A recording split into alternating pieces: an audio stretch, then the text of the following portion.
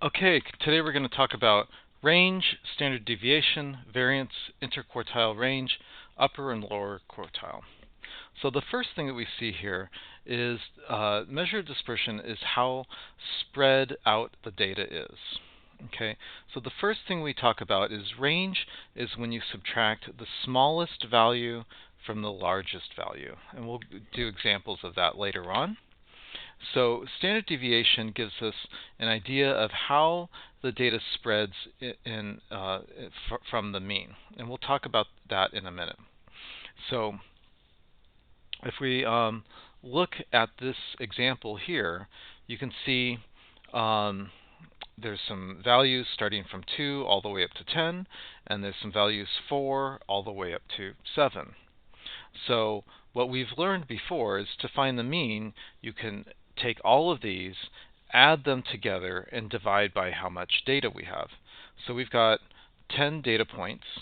So if I add all of these together and divide by 10, I end up with getting a mean of 6, and same thing with these. If I add all of them together and then divide by 10, since there's 10 data points, we end up getting a mean of 6. Okay, you might want to hit pause from time to time. So like I said, we added all this together and then divided by the 10 values, and we got a mean of 6. Now here they asked you what is the value of the girl score minus the mean. So I'm taking this girl score 2 minus the mean of 6, and I get negative 4.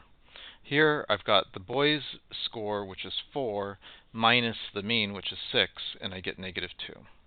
And then on this column here, they wanted you to square this value. So negative 4 squared is 16, negative 2 squared is 4. We'll do one more together. Here I've got the value of 3, minus the mean, which is 6. 3 minus 6 gives me negative 3. And then negative 3 squared gives me 9. And here I've got the boy's score is 5. So 5 minus 6 gives me negative 1. And negative 1 squared gives me 1. Okay. So anyways, you do that process for this whole thing. And you may want to hit pause. So we do this process for all of these, and then we add all these together, and then I get a total of 64 and a total of 10. This summation symbol means adding all of these values together. Okay, so anyways, I'm going to add all these together.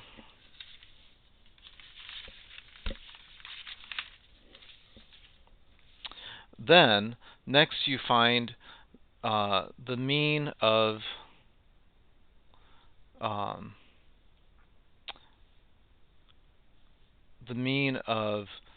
the value squared. Okay, we're going to find the mean of the sum that we had from the previous page. So we're going to find the mean of all of these values here. So I can add all these together, and how many rows do we have? We've got 10 rows. So if I add all these together, I get 64, and since there's 10 rows, I divide it by 10.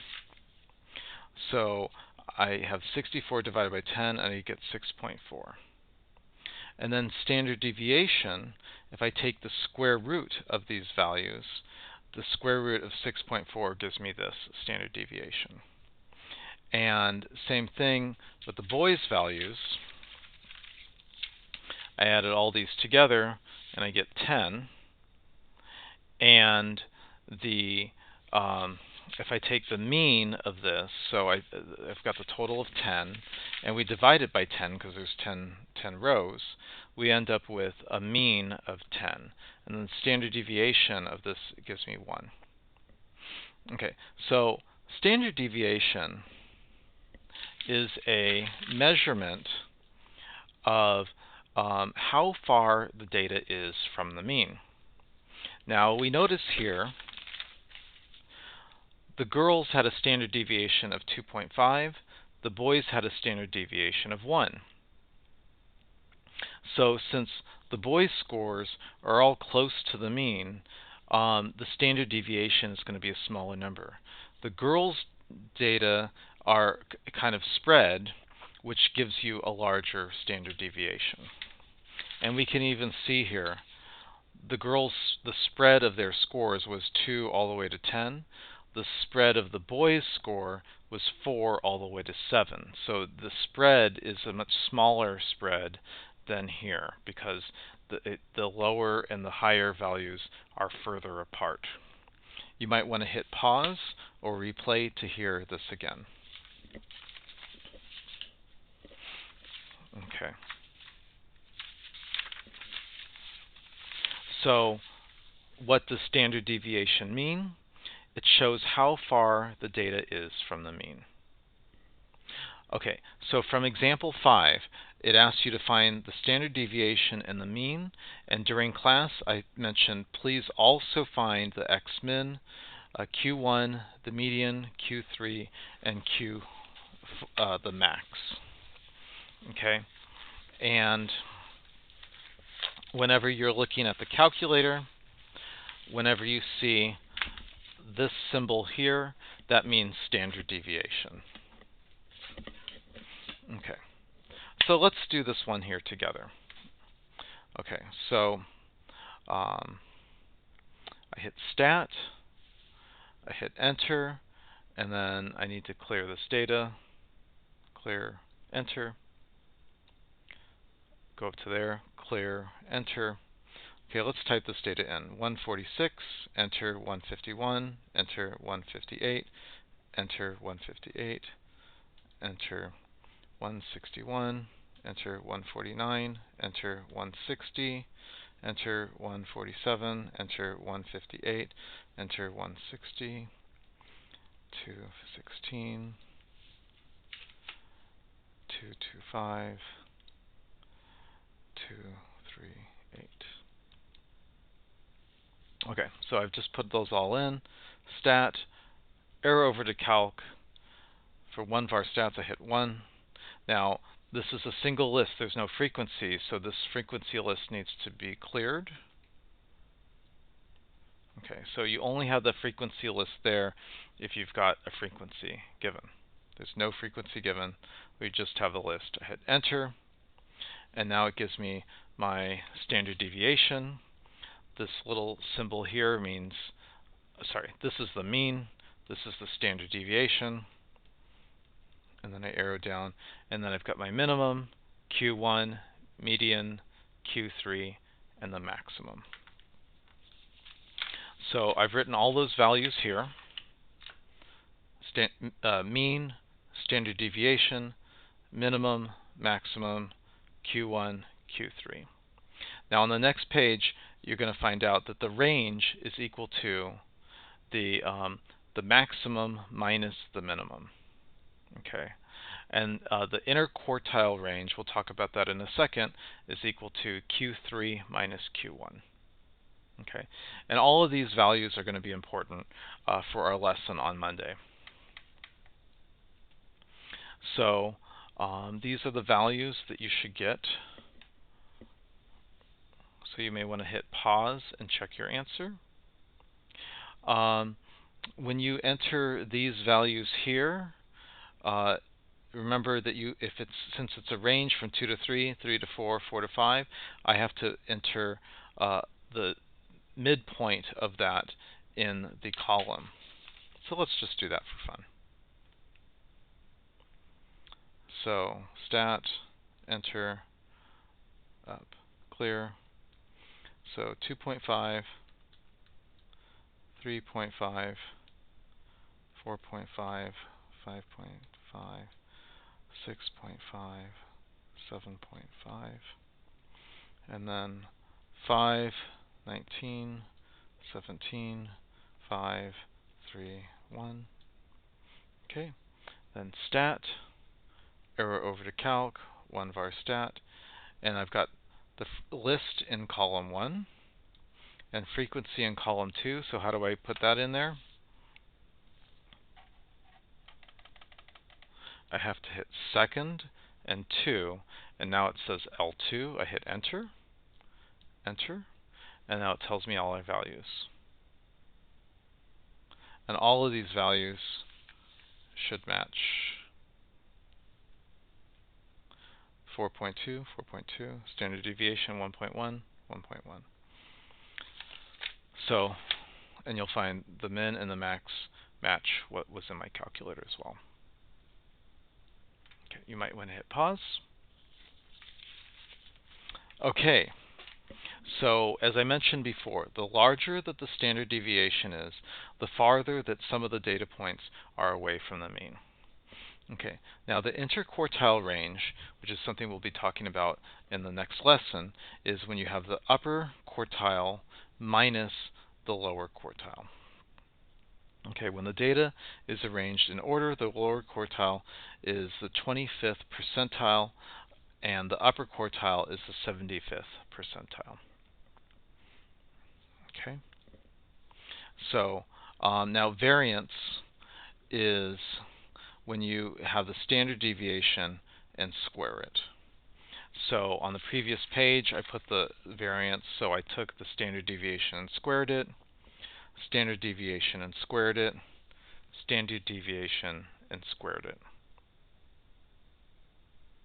You might want to hit pause if you need to. Okay, so standard deviation and variance is a measure of the spread of the data from its mean. So if I enter the data in, then I end up getting this data. So you may want to check your answers.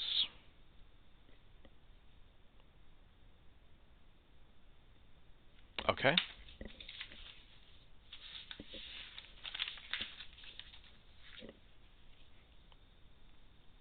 All right. So discuss the difference between the range and the interquartile range, and which one best represents the spread. So the range is when I have the very maximum value minus the minimum value.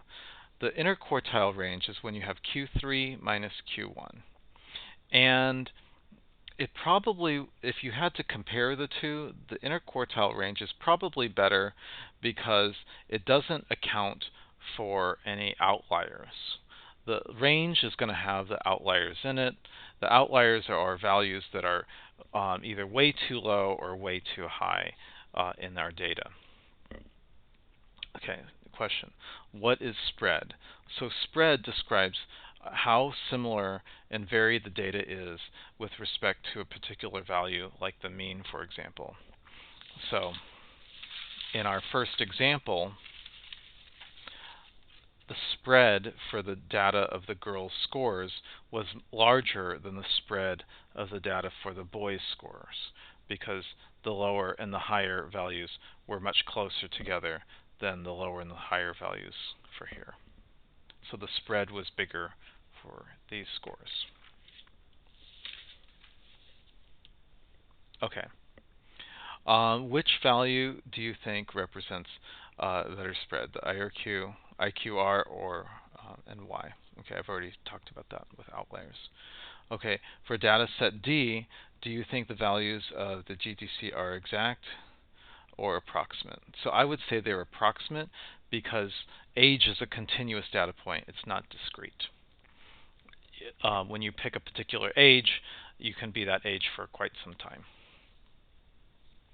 Okay, how do you use technology to save time? So it's very easy to make a mistake, and many of you might have made a mistake when I went through this long, arduous process of finding the mean, then doing all the subtraction stuff, then squaring all these values, and then adding them all up, and then taking the mean of these values. And that's a lot of work. And if I just enter in the data and type it into my calculator, then it's going to save you, it's going to prevent you from getting errors. That's why we use technology. So as I mentioned before, standard deviation is a measure of the spread of the data away from the mean. Okay, so all of these numbers here, I put into my calculator, and I found the mean, and I found the standard deviation. And what's interesting to note, when I added 3 or subtracted 2 or added 5, what it did to the mean was it added 3 to the mean, or I subtracted 2 to the mean. Originally it was 9, now it's 7. Here I added 5, so I added 5 to 9 and I got 14. And so for these, by adding or subtracting a value to these values, it ended up just shifting the mean left or right. But notice how the standard deviation did not change. Now, when we, in the calculator, when we multiplied these values by a number, so if I multiplied by 3, or if I multiplied by -2, I ended up finding that the mean, which originally was 9, is now multiplied by 3. And the standard deviation, which was this, is now multiplied by 3. And here, when I multiply these values by -2, my mean is multiplied by -2.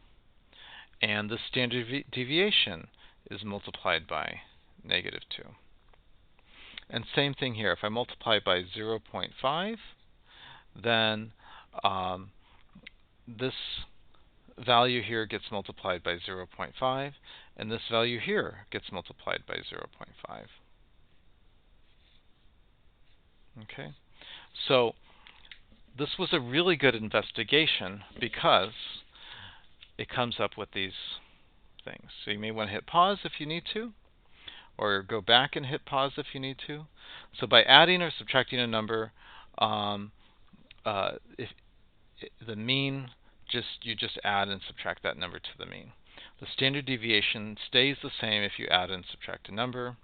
If you multiply a number, then you multiply that number by the mean.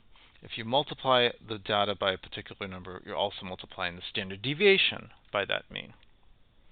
Okay, you want to check your work for these two. And these problems here are the answers. Last page. You may want to hit pause.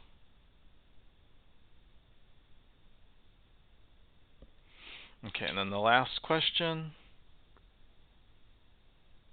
you may want to hit pause. Hope you have a good weekend, and see you Monday.